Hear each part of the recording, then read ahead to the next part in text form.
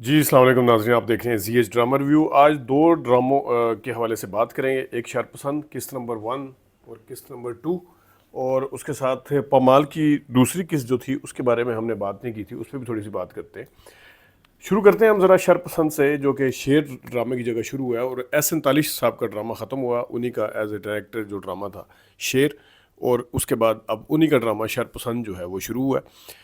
शरपसंद कि में कास्ट के हवाले से अगर हम बात कर लें तो इसमें लीड किरदार जो शरपसंद का टाइटल रोल है वो तो नुमान इजाज़ साहब कर रहे हैं।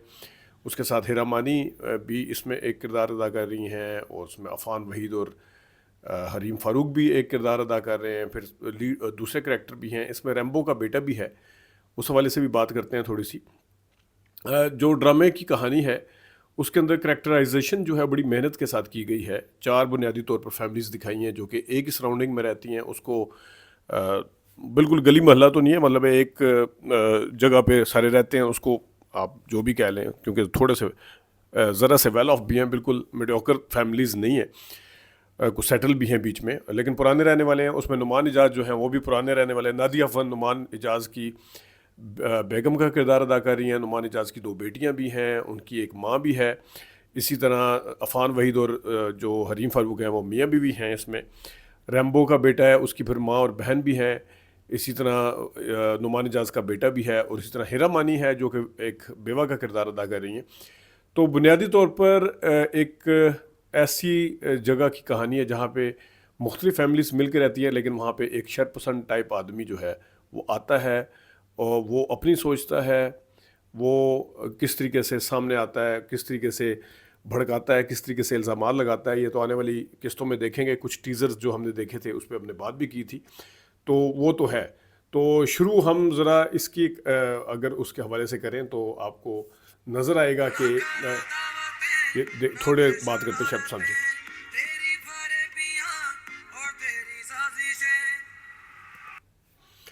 तो इसका जो पहली एपिसोड है उसमें देखा जाए तो एक किस्म का तारुफ होने के साथ साथ कहानी भी आगे बढ़ी है दोनों किस्तों में। बड़ी खूबसूरती के साथ बढ़ी है, और जो आते साथ ही फरासत का जो किरदार अदा कर रहे हैं नुमान इजाज़ साहब कर रहे हैं फरासत, वो उसने जिस तरीके से उसको एक्सीडेंट मार देता है वहीद अफ़ान वहीद की गाड़ी को, और वहीं से उनकी नेचर जो है वो डिस्क्लोज होना शुरू हो जाती है, अनफोल्ड होना शुरू हो जाती है। देखने वाले के लिए पता चल जाता है कि नुमान इजाज़ जो है वो किस किस्म का किरदार अदा कर रहे हैं। अब ये तो एक किरदार है, उस किरदार को नुमान इजाज़ साहब कितनी खूबसूरती के साथ निभा रहे हैं ये एक बात है।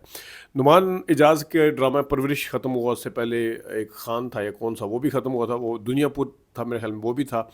लेकिन मैंने बिस्मिल को बड़ा फॉलो किया था। ये वाला किरदार बिस्मिल का ना सिर्फ नुमान इजाज़ का फ़र्क है, नुमान इजाज़ के बिस्मिल के किरदार में उनका फुटवर्क, उनकी डायलॉग डिलीवरी, उनका गेटअप, उनका किरदार ऑल टुगेदर चेंज था, जिसमें सुहैर नदीम के हस्बैंड थे और बड़ा बिजनेस टाइकून उनको दिखाया था, अमीर कबीर, जो दो शादियां कर लेता है। लेकिन इसके अंदर किरदार के अंदर टोटल फ़र्क है। तो आपको नुमान इजाज़ एक नए रूप में नज़र आएंगे, जिस तरह वो अक्सर इस तरह के तजर्बे करते भी हैं। मिस्टर मिसेस शमीम किसको याद नहीं है। तो ये एक नए रूप में नज़र आएंगे, नए किरदार में।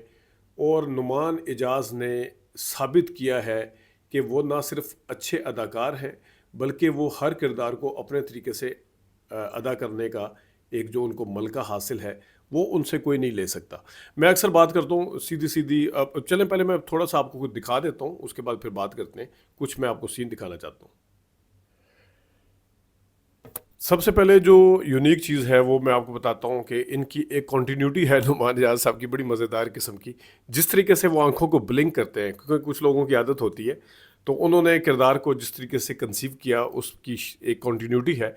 देखिएगा ज़रा, इनकी आंखें ब्लिंक होती हुई पूरे उसमें दो एपिसोड में बार बार आपको नजर आएंगे। देखिए, ये देखिए, यार ये क्या तरीका है, गलती का बदला है ये, जानबूझ ये के देखिए, ये आंखें ब्लिंक कर रहे हैं, आपने गौर किया। जानबूझ के किया है तो या ये गलती से किया है? नुकसान किया आपने मेरा। अरे हाँ ये बस अगर आप देखें तो ये एक किसी भी किरदार की एक निशानी बन जाती है कि वो एक अपनी पर्सनालिटी को माइनस करने के हवाले से भी इस तरह की कॉन्टीन्यूटीज़ जो हैं वो आपको बड़ा सपोर्ट करती हैं। तो नुमान इजाज़ ने बड़ी खूबसूरती के साथ ये सारा कुछ किया। और यही नहीं, आगे मैं इन एक जगह जाके आपको इनका फुटवर्क भी दिखाता हूँ। जहाँ पे हीरा मानी जो है वो लाइट गई है, वो बाहर आके देखती हैं, सारे लोग जमा हैं, या कुछ लोग जिसमें नुमान इजाज भी हैं, उनके दोस्त हैं, ये मुस्तकिल करैक्टर होंगे, मेरे हमें नज़र आएंगे आगे भी आपको, क्योंकि इनमें कुछ जाने पहचाने चेहरे भी हैं। तो ये किस तरीके से नुमान इजाज इन लोगों को बातें करता छोड़ के देखते हैं कि खातून जो है वो परेशान खड़ी है, उसकी तरफ आते हैं।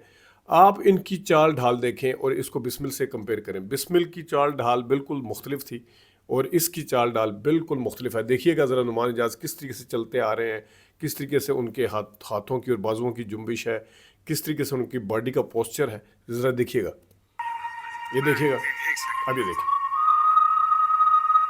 बहुत ही ज़बरदस्त, बहुत ज़बरदस्त। मतलब आप देखें कि बिल्कुल फ़र्क। ये यहाँ आके भी फिर वो जिस तरीके से आंखों को ब्लिंक भी करते हैं, जो कुछ करते हैं वो, तो ये अब देख सकते हैं। प्रोडक्शन कंपनी है। अरे थैंक यू किस बात का, आमने सामने रह 2 मिनट दीजिए। थैंक यू फरासत भाई। तो ये ज़बरदस्त है। अच्छा, अब जहाँ नुमान इजाज के किरदार को जो टाइटल किरदार है उसकी हम बात करते रहेंगे, वहाँ पे ज़रा थोड़ा हरीम फारूक का भी आपको दिखाते हैं। तो ये हरीम फारूक जिनका बिस्मिल ड्रामा था उसमें कंटिन्यूटी बड़ी ज़बरदस्त थी, मैं उसको बड़ा लाइक करता था। अम्मा जो करती है वो, इसके अंदर भी हरीम फारूक जो है वो पॉजिटिव करैक्टर में नज़र आ रही हैं, जिनके ऊपर मेरे ख्याल में इनको सूनर और लेटर इल्ज़ाम लगेगा किसी किस्म का।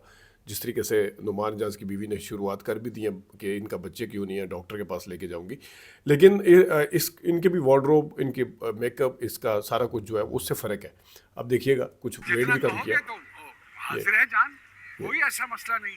ये नहीं देखें। अंकल, रहने दें, जो तो नुकसान होना था वो हो गया। ये देखें, अब कोई बात बिल्कुल नहीं। मतलब है। और इस अफान वहीद के साथ इनकी केमिस्ट्री भी अच्छी लग रही है।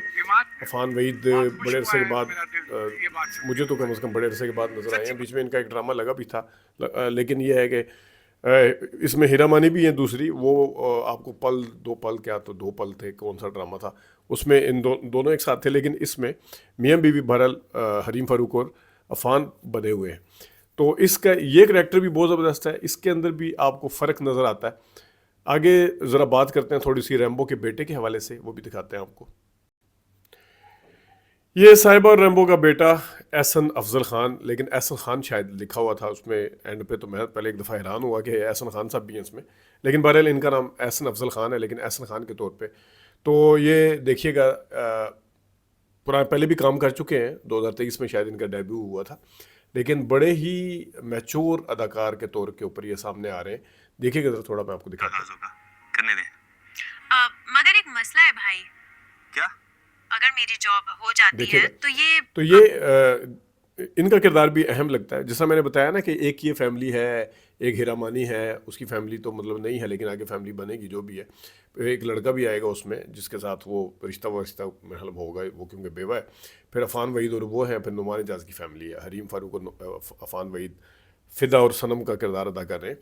तो इंटरेस्टिंग है, डिफरेंट है, फ़र्क है।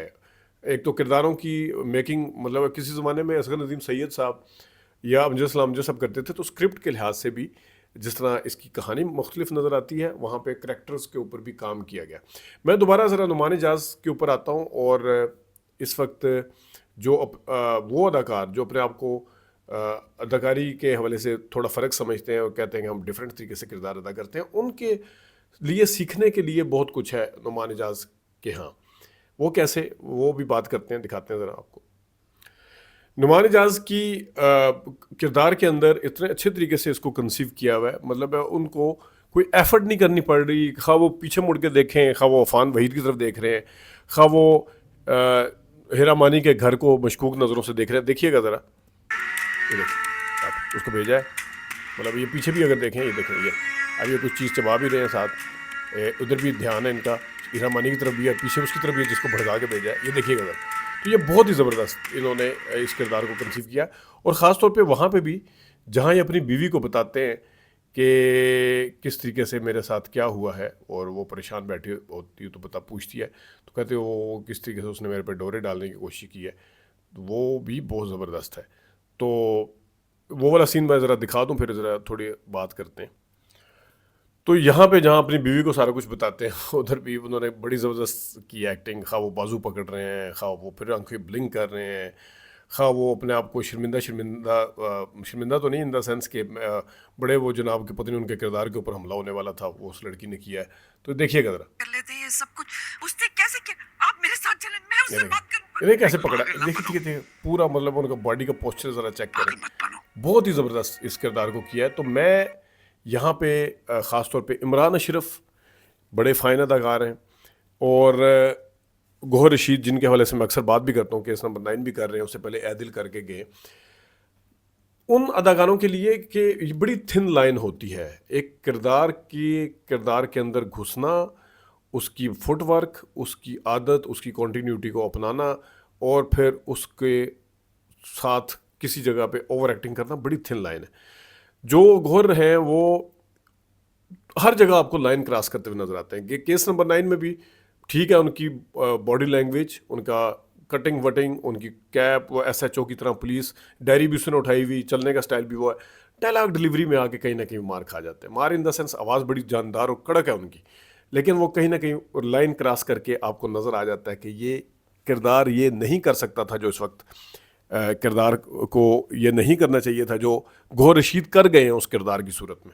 वो मैंने आपको ऐदिल में भी दिखाया था, वो मैंने केस नंबर 9 में भी दिखाया था। अब नुमान इजाज सादे तरीके से किरदार नहीं कर रहे।